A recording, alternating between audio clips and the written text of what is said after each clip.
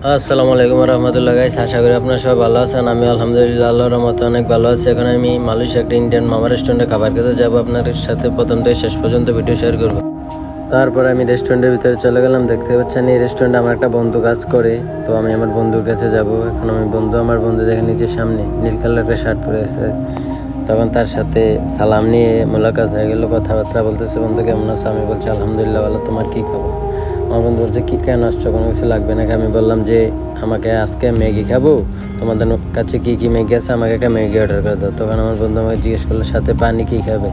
পানি বলতে এই দেশে আপনার খাবারের সাথে আবার পানি খাওয়া লাগে, যেমন এই দেশে এখন আমি একটা পানি অর্ডার করে দিব, সাথে ম্যাগি অর্ডার করে দিব। আপনারা দেখতে পাচ্ছেন আমার বন্ধু অর্ডার নিচ্ছে। যারা মালয়েশিয়াতে অবস্থান করতেছেন বা বসবাস করতেছেন তারাই বলতে পারবেন এভাবে মামাগাডায় রেস্টুরেন্টে খাবার খেতে গেলে এভাবে কার্ডের মধ্যে অর্ডার নেয়। তারপর অর্ডার নিল। তারপরে আমি একটা লেমন ওয়াটার অর্ডার করে দিলাম, যে লেমন জুসটা দেখেন আমার চলে আসছে। এটার সাথে চা আর লেমনের মিক্স থাকে। তারপরে দেখতে পাচ্ছেন কিছুক্ষণের মধ্যে দেখবেন আমার খাবার চলে আসবে। এই মুহূর্তে কিছুক্ষণের মধ্যেই আমার খাবার দিয়ে দেবে। এখন দেন এই মুহূর্তে আমাকে খাবারের লুকটা দিয়ে গেল। এটাও আমার বন্ধু, আমাকে খাবার দিয়ে গেলো ইন্ডিয়ানও। ও আমাকে এক ফ্রাই আর নুডলস সাথে দিয়ে গেল। আসলে যারা মালয়েশিয়াতে বসবাস করছেন তারাই বলতে পারবেন, অবস্থান করতেছেন। আসলে মামাঘাট রেস্টুরেন্টে খাবার খেতে অনেক স্বাদ। দেখুন আমি এখন খাচ্ছি, খাবারটা অনেক টেস্ট, অনেক সুস্বাদু হয়েছে।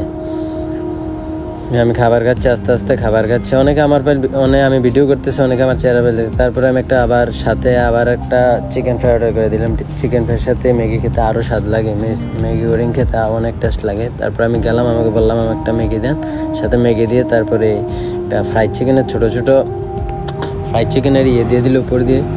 দেখতে পাচ্ছেন আমার হাতের মধ্যে নিয়ে নিলাম। তারপর আমি আবার টেবিলে চলে গেলাম। এখন রেখে পাশে বসে আস্তে ধীরে খাবার খাবো। এই মুহূর্তে আমি খাবার খাচ্ছি। খাবারগুলো অনেক টেস্ট, আর এর সাথে খাবার খেলে এটার টেস্টটা একটা আলাদা। তারপর আমার খাবার খাওয়া শেষ। এখন আমি কাউন্টারে চলে গেলাম টাকা দেওয়ার জন্য। আমি এখন মালয়েশিয়ান রিঙ্গিত 20 টাকা ওই কাউন্টারে দেবো। দেখেন ওনাকে এখন 20 টাকা দিলাম।